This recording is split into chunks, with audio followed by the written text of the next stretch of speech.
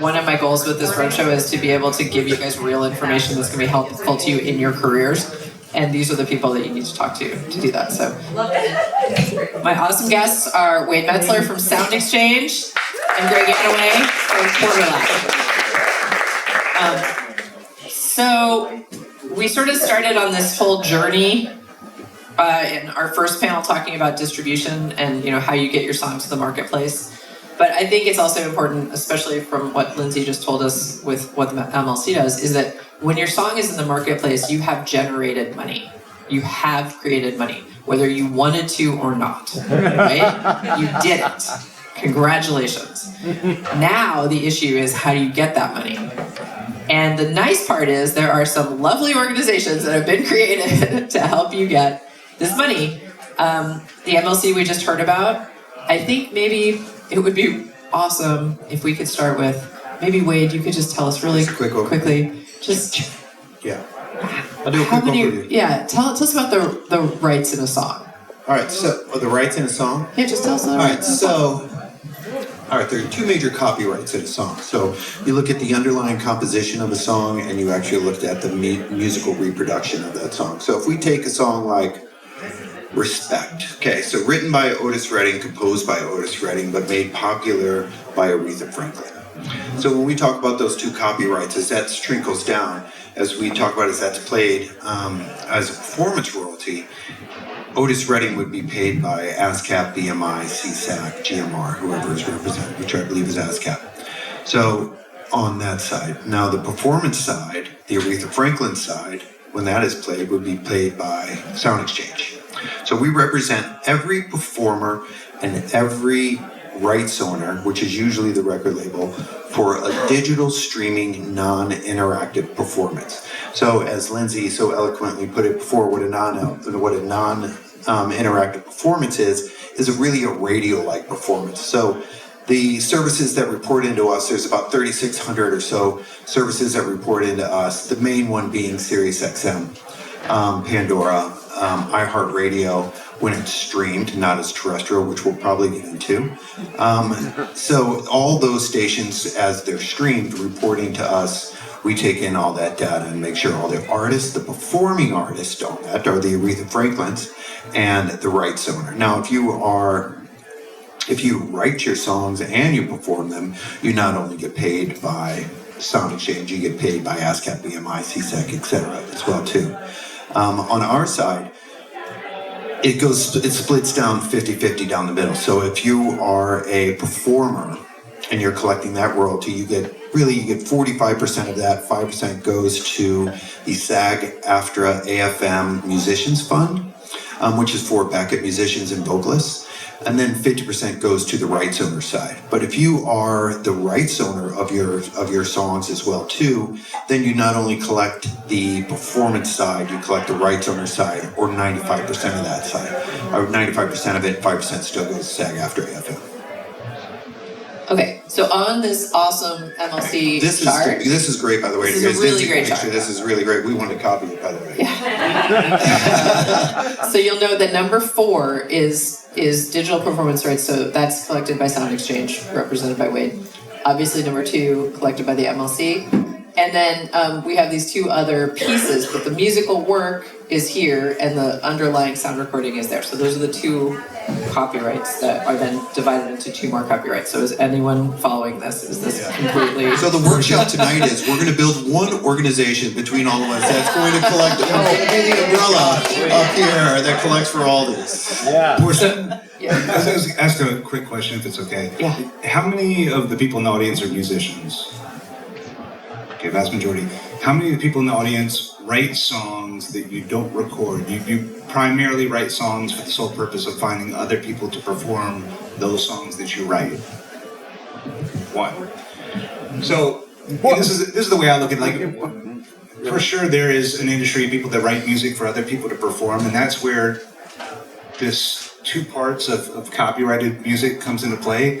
For me, all the music I've always been into, the vast majority, 95% of the time, artists are writing the own music that they play. So you are your own publisher, you are your own composition owner, unless you've entered a publishing deal, in which case you would know about that. So I feel like it's helpful just to take a step back when we're like getting into all these different kind of divisions of the sound recording copyright and the publishing copyright, to take a step back and say, if you write your own music and you record that music and you're the artist and the songwriter, all of this applies to you. So you don't need to worry as much about these, kind of distinctions. Which is 100% true, Gray, until you move to Nashville, and then everything switches. Exactly. And that's what makes it so weird. The music industry. Right? It's all songwriters, and nobody records their own music. Because when the music industry was started, that was almost never the case. Like Elvis, actually I don't know anything about Elvis, and with the new biopic, I'm sure everyone does. But for the most part, people were not writing their own songs. You had artists, which were marketable, personas, and then people that sat in back offices or recording studios and wrote songs to make those songs available to these more marketable artists. And I think that's, in my mind, the kind of music I listen to, and a lot of us listen to, that era is far gone. And so it seems like a bit of a hypothetical distinction between the composition and the sound recording, because for a lot of you guys, particularly if you're a self-released musician, you're the owner of all that stuff. Right. And that's a really good point, because you guys need to know that you're the owner of these things. Like I said in the last panel, like when I was in a band, like we were having fun, we were drinking something, and we weren't paying attention to the fact that like, hey, I'm writing a song that I have these rights in, and the rights creep up on you because someday you're like, oh crap, there's money out there for me. And that's reminiscent of, for those of you who are old enough in the audience to know when Sound Exchange came into the marketplace and then tried really desperately to give people money, and people were like, are you kidding me? They were like, we have money for you, and a lollipop and a white van. Nobody wanted that. Well, sure you do. Yeah, it was tough. Now, thank God, things are different. And by the time the MLC came into the marketplace, people were a little bit more, down with the idea of, oh, there's money out there for me. I can get that. But Wade lived through it, which is why his hair is gray. Oh, nice. Are we going there? So why don't you tell us about, how things have changed in the last several years? Well, you are exactly right. The lollipop in the van is definitely the way the 10 years that I've been there my team, what they do is of artist and industry relations, is go out and attempt to make sure this money gets out the door. So as we look up and we research people that are being played that are not signed up with us, with the team, and we try to contact them in any way that we possibly can. Anyway. Now there's a number of great tools that we're able to use to actually find these people and get in touch with them, and we've developed these relationships where it's a hell of a lot easier than it used to be. You will still be amazed by the amount of money I have for well-known artists that just will not take care of business. You were talking to Music Portland 4 years ago, maybe. Yeah, he tracks miles going out trying to find For sure. And it's become much better. So we've now given out I think around $18 billion, and we give out about $1 billion a year now, a little bit over. When that first started, that was a hockey stick style curve that was going up, and now it's starting to plateau, but we're still talking $1 billion. So we're looking at when a song is played on SiriusXM, so about 16 point something, I think, percent of that of music of their music plays, of where their music-based stations, comes into Sound Exchange. So we're talking a lot of subscription that comes into us. And so when that's played on there, take a stab about how much one play on SiriusXM makes. Raw. About $55. Oh wow. Yeah, so we're not talking quarters of a cent then. We're talking in the $50. So that obviously gets split between your rights owner and your performer, but still, and then you start crossing genres. You start playing on Spectrum, Alt Nation, what have you. Then that's when it really starts building up, and it's amazing if you can get on it. That's where money really adds up. When you talk about playing on one of the other stations, you are talking about a quarter of a cent or so per play, but you're talking about, if I listen to a song 50,000 times, that's 50,000 plays. If your song is played one time to 50,000 people, that's 50,000 plays. So that's where those quarters of a cents really add up. So just to be clear, the theme of today is know where your money is and how to find it, right? And so these are two government mandated bodies that exist to collect money that is out there for you. Gray is not one of those things. He's one of these things that's not like the other. Jess, can you roll back like 3 slides? Because I want to show, because one of the MLC slides, which is obviously incredibly helpful for everybody, so you guys are amazing, really shows exactly where Gray fits in this ecosystem. Okay, stop. So over here on what the MLC does not do, so the second one down is administer digital performance rights for sound recordings or collect digital performance royalties. That's Sound Exchange. And then 2 more below that, administer any licenses or collect any royalties related to the use of musical works in audiovisual products, which is what Gray's company QuarterLab does. So tell us about what you guys do. Right, and the clarification I would say is that it's not just musical works, it's also sound recordings, right? And in our case, a lot of it's not music related at all. So I run a company called QuarterLab, and simply put, we help creators maximize the revenue that they make through video platforms and social media. We also do standard audio and video distribution to all the main DSPs that you know, the Apples, the Spotifys, the Tidals, the Amazons. Tons of companies do that at this point. So what really differentiates us is that we have a keen focus on video technology, on social media platforms, and on technology in general. So we're really looking for those new emerging platforms that aren't just music streaming services, namely YouTube, Twitch, TikTok, Snapchat, Facebook, and Instagram, and helping creators, brands, and artists maximize the amount of money that they make through those platforms. Awesome. And I'm interested. So, are you guys doing, how does it work as far as collecting? Do you guys do direct licenses with those platforms and then represent the artists that are, whoever are signed up with you to be able to collect for them? Exactly, yeah. Okay. We do that, and then we also, a big component of what we do is not just collecting the royalties or the revenue that's passively available to them, but also actively helping them figure out how to grow their followers on Facebook, on YouTube. Yeah, so it's a combination of marketing, optimization, and like learning how to reach a wider audience and turn those casual viewers or listeners into long-term subscribers or followers of your properties, but also making sure that you're capturing every last penny that you can with respect to all of those platforms, because it's a much more nuanced, complicated landscape than somewhere like Apple Music, where you send your music there to a distributor and you're going to get whatever you get per play. There's not much you can do to game and change the amount per play that you make. That's not the case on a lot of the video and social platforms. No, I mean, right now it seems almost like Wild Wild West as far as coming out, especially some of the new ones that are coming out on platforms and being able to negotiate for your artist with them. Yeah, totally. I mean, I feel like the Wild Wild West was 10 years ago, but still it's, but the landscape continues to become fragmented to the point to where there's a lot to figure out. There's brand new business models that the music industry's never seen before. So yeah, it continues to evolve so quickly that it's a lot to keep on top of. And so you kind of, we don't want to make it sound overly complicated, but.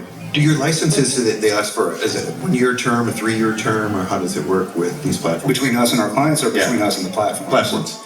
The platforms are always trying to ask for the longest, duration they can get. So sometimes it's 3 years, sometimes it's year to year, but it's not uncommon to see a 5-year agreement, between a company like, shouldn't call out names for confidentiality purposes, but the most popular video hosting platforms.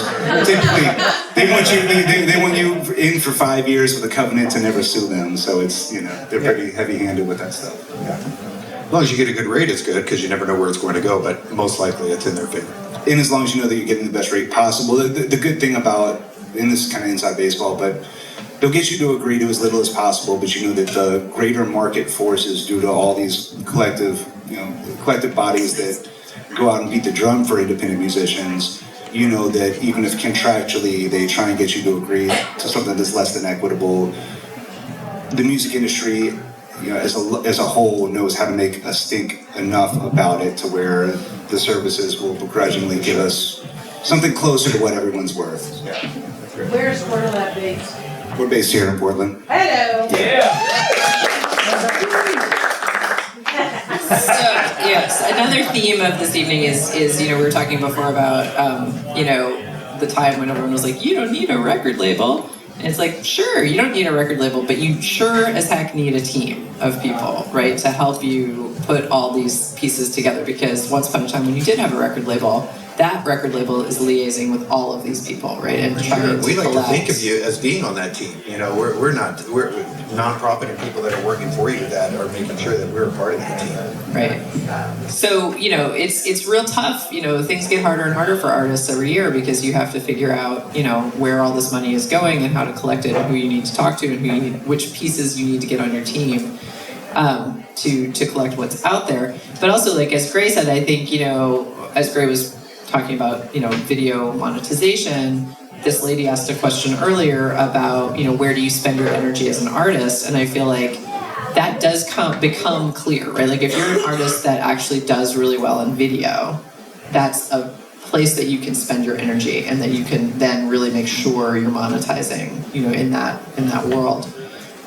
So I think it has to do with finding your audience, which is what the last panel was talking about, I think as a new artist, you just see more and more creating themselves out of video. And I think that's why platforms like yourself are fantastic. I mean, I think these were a lot of independent artists were able to make a name for themselves. They weren't even artists before they started, and all of a sudden they became artists because of the followers they had, etc. So, I mean, platforms like yours, I think, are fantastic. To be able to help people out. I appreciate it. It is. It's difficult. I mean, you talk about trying to collect from YouTube and trying to collect from these different services. If you sign up with the MLC and Sound Exchange, it's just pretty much filling. It'll take you 5 minutes. But trying to get with all of this, it's insane. Aside from what we do, though, I do think that historically the music industry has looked at video as marketing collateral. This is how people become exposed to your art, and you'll monetize that downstream. And that's true, but luckily over the past 5, 6, 7 years, monetizing video by itself can be extremely lucrative. So that can also be an end in itself. So half of our business is with musicians, half of it is what I call music adjacent. So it could be battle rap, spoken word, or things that have nothing to do with music. It could be podcasters. Sometimes they're successful major label artists who are tied up in a major label deal. They don't own their intellectual property anymore, but they can go launch a podcast where they own that 100%. So they can monetize that fully. So Or comedians, I would imagine. yeah, exactly. So I appreciate the kind words, but I think it's less about what we do and more about video now being a viable path, not just to promote your sound recordings and your compositions where there might be a lot more fingers in the pot, but you could also just have some idea. Like maybe I'm into old muscle cars as an artist, and I just want to have my own little kind of off the cuff video series where I kind of dive into that world, and you can make a lot of money through that. It's also, I think of it as like the most kind of engaging social media platform. On Twitter you can tweet, but on YouTube and Twitch you can actually go live, you can engage with your fans. Anyway, that said, I will stop for a second and say I don't have any ties or like affiliate relationship with these two companies. The number one thing I would say for anyone here that makes their own music is that you have absolutely nothing to lose by signing up with MLC, signing up with Sound Exchange, and signing up with the PRO of your choice. So like if I was going to say one thing, it has nothing to do with my line of business. It's that if you are your own music writer and artist, you absolutely need to sign up with those companies, because that's just, it's free money that you're leaving on the table. You don't have to pay to register with those organizations. Unless I'm missing something, that there's no reason not You just to. got my second Drake ticket. So it's like, and I can say that because I don't have any reason to say that. Like I'm not biased, but You're completely correct. We're nonprofit organizations that, we do what we do to make sure that the money gets into the right hands. So you're completely correct. It's all free. Yes. So these are the things that you guys need to know as artists. There's a lot more in terms of licensing and putting your music out there onto the platforms and onto the services that you also need to know. But I wanted you guys to hear from these folks, because this is money that exists. And the black box, evil black box words, right? Like the black box, you can watch the black box be created by the simple act of someone not signing up. You know what I mean? If they have a song that's getting played anywhere, that's money that's just going to the black box because you didn't sign up, you didn't collect it. Yeah, my team doesn't want that there at all. Like, it looks bad for us. To my CEO, if with the more money that we have that's not distributed, it looks bad. So we try to nail that down as much as possible. And we already have a problem in this country, as I'm sure you guys know, with the fact that we do not get performance royalties paid for terrestrial radio play. That bill is back in Congress, it's up again, we'll all go, lobby for that and try to pass it this time. I like a little more enthusiasm when you talk about it this time. I feel beat down, Wade. I know. It's been a long time, we keep trying This to one's do gonna go. This one's gonna go, yeah. As you guys know, we are amongst, China, Iran, and North Korea as the only countries that do not pay a terrestrial performance royalty to performing artists. Awesome. And we also don't have reciprocity with other countries because we do not collect that royalty. So if you get radio play in Germany or England or anywhere, you cannot collect that money because there's no reciprocal agreement because we do not collect that royalty. So, as a performing artist, as a songwriter, you can collect that. So the same song is played. So let's go back to the example of Respect. Okay, that song gets played say it's played in the States. Say it gets played on the radio and you hear it through a terrestrial radio. Otis Redding gets paid, but Aretha Franklin does not. But that same stream on that same station is done through your computer or through your phone, it gets paid. Oh, wow.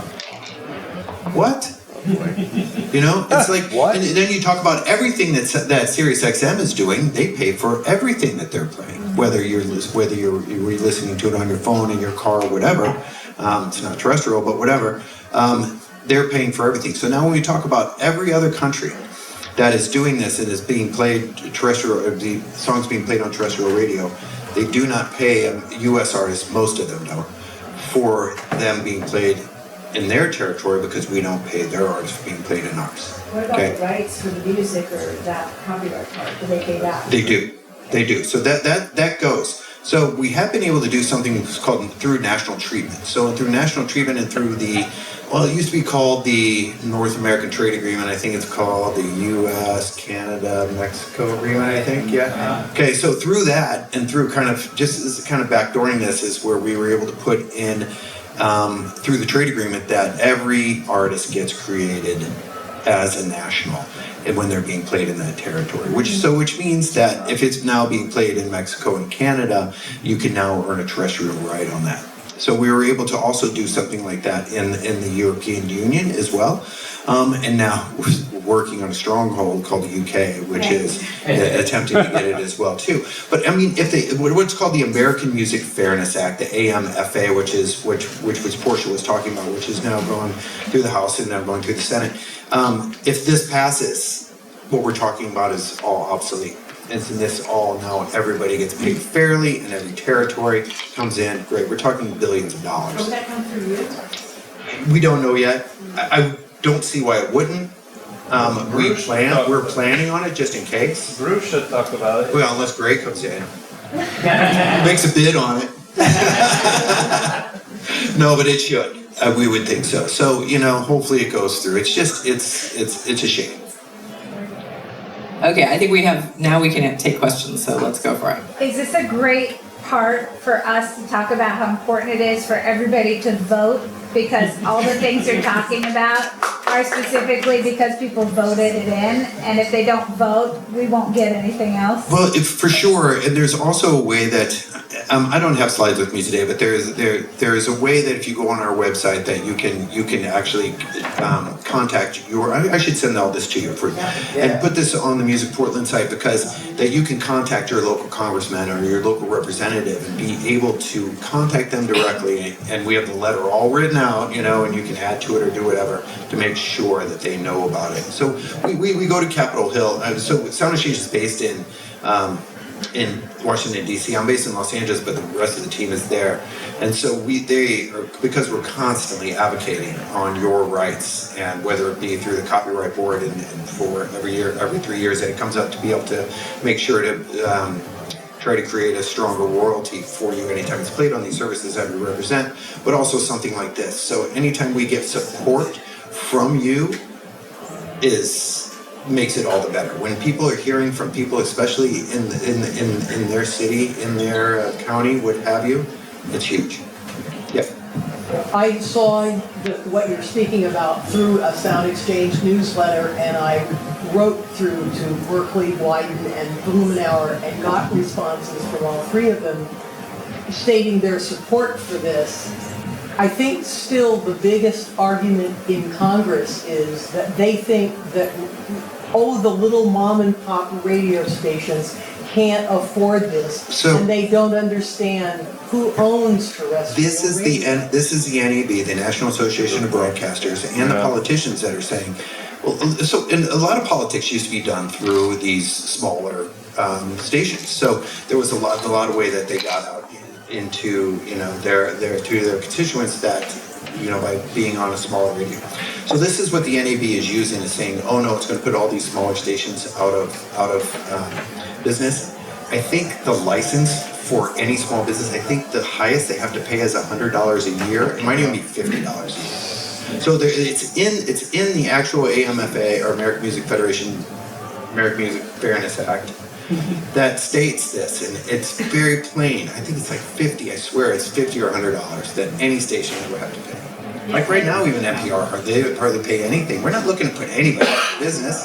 No way. So and if in a lot of these stations, a lot of them are talk radio, and they're not necessarily all music based. So we're just trying to be fair.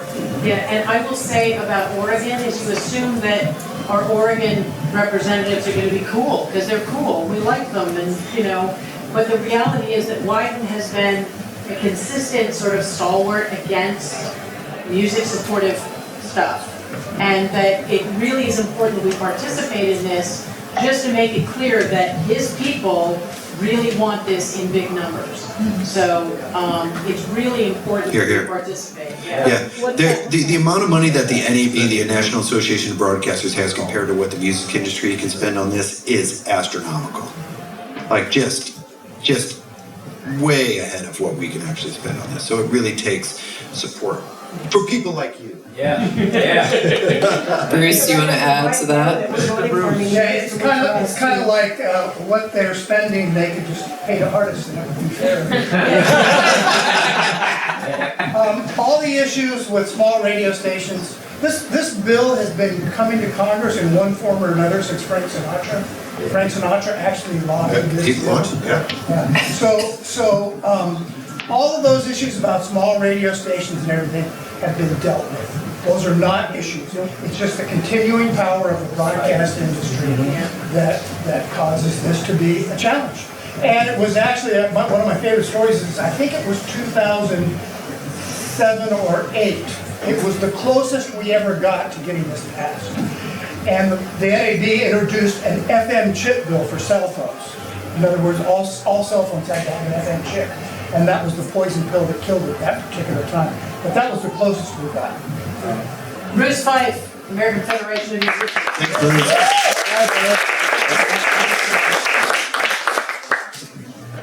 I got a question. So I'm a songwriter, do my own songs, do covers once in a while, put money on the table to record and all that, and then release it. From what I understand, all the DSPs don't redistribute money according to the numbers of plays you have, right? It goes in a general pool. Well, we have SoundCloud in the house. We didn't really talk about that, but they're doing fan-powered royalties, which is a different model. Do you think DSPs are going to go to that model at some point, or is it just... Everybody knows what DSPs are, right? Digital service providers like Spotify, Apple Music, Deezer, all this. Okay. So they don't. Where you think that it's kind of like the radio, where it's kind of based on probability. Basically, the bigger artists get more of the money. It's not based on exactly numbers of plays. Well, how's it work with you guys, Lindsey? So as far as coming in, how it's being reported to you guys? Yeah, so they report to us by usage, but the way the rates are calculated, and we have rate sheets on our website that spells this out, is it's all dependent on like the product type. So all these DSPs offer different flavors of product. There's freemium, subscription, family, whatever. It does go into a royalty pool. So it's kind of hard to talk about the rates straightforward for that reason. But Yeah. as an indie artist, and I didn't ask Kevin before the same thing, is that it's hard as an indie artist because you think you could be, just the people listen to you give you money, especially if they pay for a subscription. But On our side, it doesn't matter who you are, no matter what you, Right. if you're played, if you're Madonna or you're so-and-so, Right. you get paid the same if you're played at, at the same time, same type of station. So that part, I think, is good. I don't know how it works in video as well. Is that the same way? Well, Depends on how many users I mentioned. So. it might be more of like a offline, like I want to make sure that I'm clear on this. My understanding that so the way that Spotify typically works, and y'all stop me if I'm wrong, is like every play individually gets monetized at the same rate. Okay. And then what your label takes, who knows what deal you signed. The new like fan-centric royalty model, as I understand it, says, hey, if I pay $10 a month for my Spotify Right. subscription, and Spotify takes $5 and $5 gets distributed across artists, instead of that going into the pool of the other, tens of millions of Spotify listeners, and they all get dumped in, and every single play is worth the same amount for that month. Instead, it said, hey, Gray paid $5, $10, 5 goes to Spotify, 5 goes to the music he listened to, and he listened to 5 songs that Right. month. Each of those songs should get one of those $5 because that's more indicative of where I would want my money to be allocated for the art that I want to experience. And I think that's what is. Am I right on that? Right. Okay. Yeah. So I think that's what a large constituency of the music industry is trying to push, which I think is fantastic. The problem is that when you look at the overall scope, who loses money by that? It's the major labels. Okay. And who needs to buy into the shift to this separate business model in order for the DSPs, for the Spotify's, the Apples to adopt that? The majors. Okay. So it's like, all right, well, what's the likelihood of getting them to buy in? Okay. I'm not saying it's nothing. And But don't they have shares in DSPs too, major labels? they do. So if they thought that was actually going to increase their stock price and increase the amount of people that subscribe to the subscription, then they're going to be, focused on the bottom line. But I'm not sure that it's clear that that's the case. I think what's more clear is that you're probably still going to have roughly the same amount of people subscribing to Spotify. Because most of us people that, particularly if you're not in the music industry, you just pay your $10. You don't know how it's allocated. You Right. might kind of care, but it's not like you're going to say, very few of us are going to say, I'm not involved in the music industry, I don't know anything about it, but Right. until they move from this one kind of obscure, nuanced business model to this other one, I'm gonna pull my $10 a month away from Spotify. So I think it makes more sense. That the big tricky part about it is similar to getting like publishers to buy into blockchain. It's like, ultimately, Yeah. it's probably a better way of dispersing money, and for sure, it's gonna result in less money going to the 3 consolidated powers that be. So But you see, as an indie artist, and then I'll shut up. But now the big playlists are getting harder and harder to get into because all the major labels get the whole exposure. It's payola. Right, exactly. So we're back to what happened in radio 25 years ago. exactly. Right. Well, and it's funny because if we go down that rabbit hole, it's weird how almost like when you find out how much payola went into life before the digital landscape Yeah. in every way, retail and everything. It's like we got cleaner as an industry Oh wow. for a while with the internet, the digital landscape. I was gonna say something. For a while. Yeah. We may be Yeah, back now to we're this, but there's all sorts of other things that could also happen. It's like because there's a downside to the way that they calculate royalties with the DSPs, which is not spoken of very much, which is there's an argument that every new song, every additional song takes money away from all the other songs. Oh wow. Right? Really? So it's having a massive pool of spins is actually reducing everybody's royalty rate. Another aspect of this is the DSPs could raise their damn prices, Yeah. Right. which they've never done in the entire last 10 or 11 years. Did you hear about inflation? Yeah, exactly. So there's many things that could happen, and also I think SoundCloud is such an interesting test case because we're going to see what happens with this over time. It's only been barely a year. Yeah, it's been a little over a year, and we have Warner on board now, so. Right, and one of the majors did get on board with that, so you never know. my closing thought on that is like if you're in the music industry and you're in a position to like kind of lobby the DSPs or whatever to shift, do that. But as music fans, same thing as being a consumer, vote with your dollars. So if you're in the position, I'm not saying cancel your Spotify subscription necessarily, but the more you can support artists through a Bandcamp or a SoundCloud or a direct purchase through their website, like that's really the best way to show their support, not just monetarily, but also then they know who their customers are. Patreon's cool too. Yeah, Patreon as well. Yeah. So the less intermediaries you can break down between the artist and you, the fan, the better. Unless you're listening to Tyler's White Noise, which you should just play all day long, or all night long, as the case. I'm with it. Yeah, I think, when you talk about, okay, they haven't raised the prices, but then you look what happened to Netflix when they raised the prices and all of a sudden it tanks, and I'm afraid that's what would happen. Well, and that's as well, too. That's the one nuance I was going to say is that Rhapsody started with I believe they did a $20 a month subscription back in 04, 05. I get it. People say, why don't you charge more? And the answer is that the market wouldn't bear it. When they charged $20 a month, nobody signed up. I think people have learned now, and could you imagine? It's a different era. It's a different era. Well, 20 years later, Spotify or something. Yeah, Netflix trained people, HBO, Max, and all these other services. We're just now at a better point in time. I think if Rhapsody had launched doing exactly what they did do now, they would have more success. There's nothing different about Spotify from any of the services that preceded it, but some of them tried to get more aggressive with their price points to more equitably take care of artists. It was just too early. People weren't willing to pay $20 for a streaming service in 2004. Right, but they might be willing to pay more than $9.99. I think so, absolutely. Especially with inflation. Now's the time to start ratcheting that price up. Now's the time.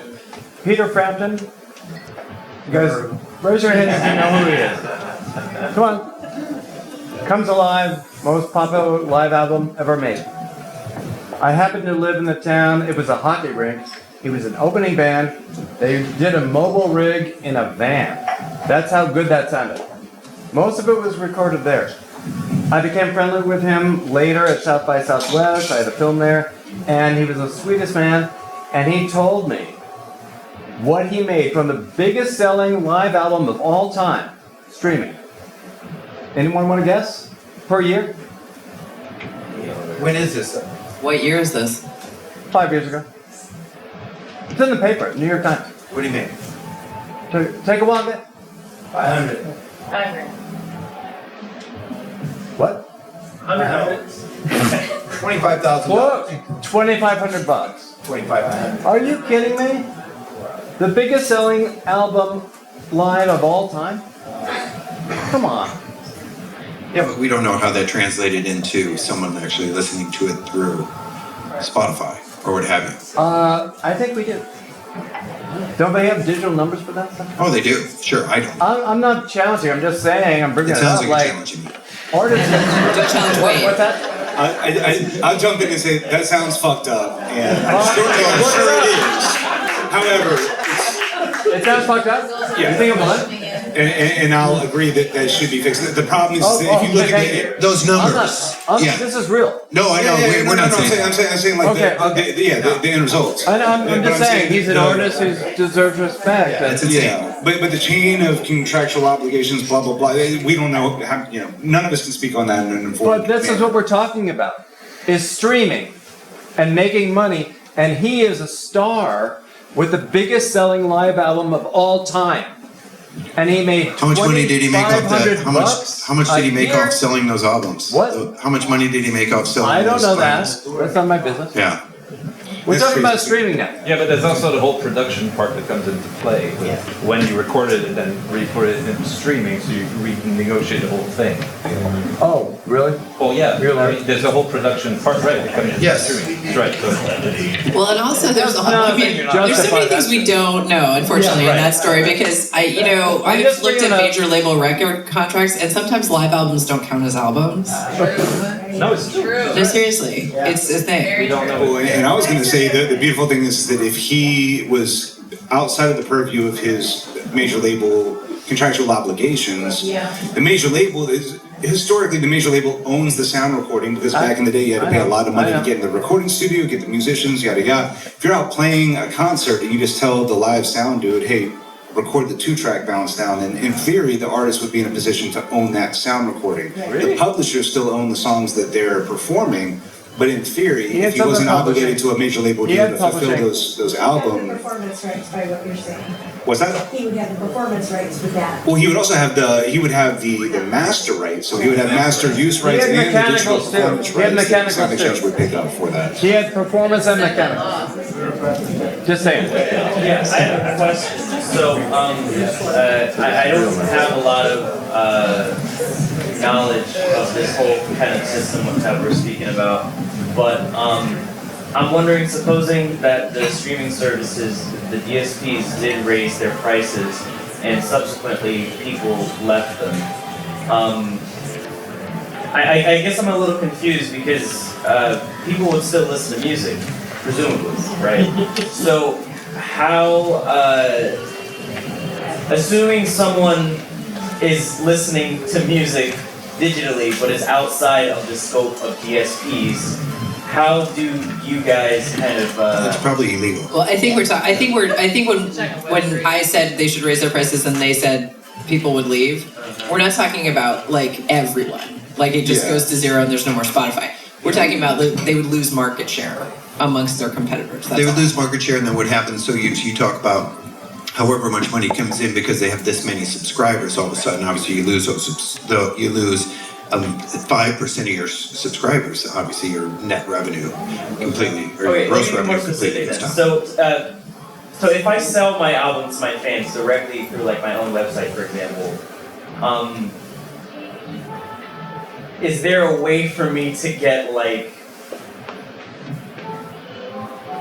data from that I report to you guys for? No, because they're buying that piece from you. So, Okay. yeah, they're not listening to it on a different service. They're actually you've already made that money because that's an actual purchase or a download. But if what about Bandcamp then? What if someone buys my music on Bandcamp then? Is it like? Then that's an actual purchase of that. That's like buying a song when you used to buy a song on iTunes. Okay. And you purchase a song for 99 cents.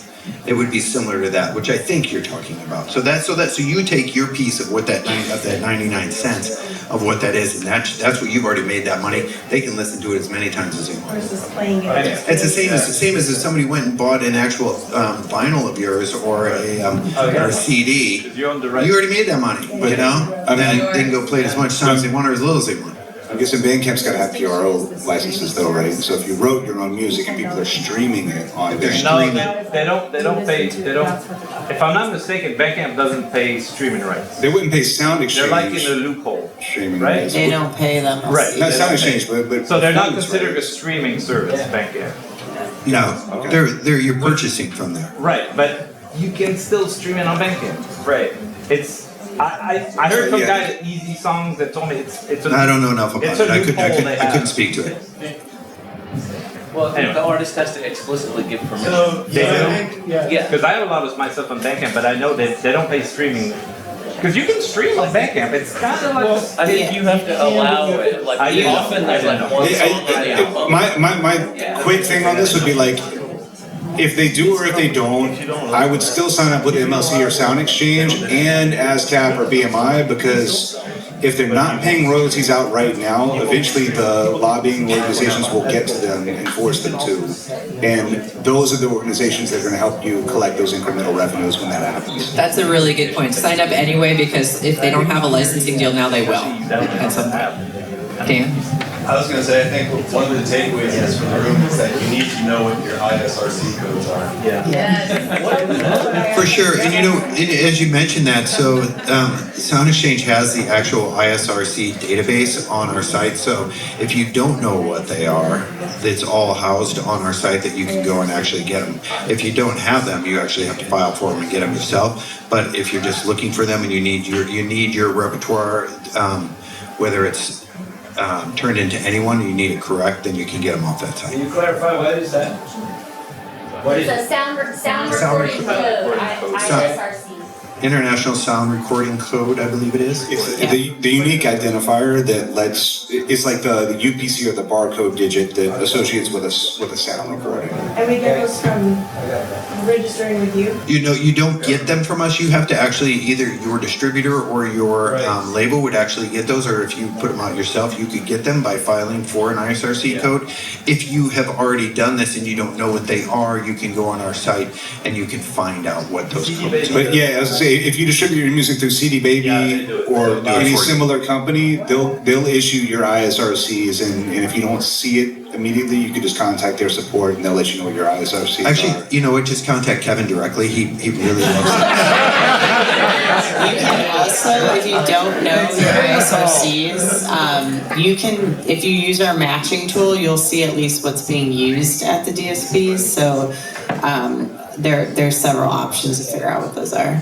All right, you guys, you got a lot of questions, but we have to move on. We have one more panel tonight, so thank you guys so much for being with me. They'll be here.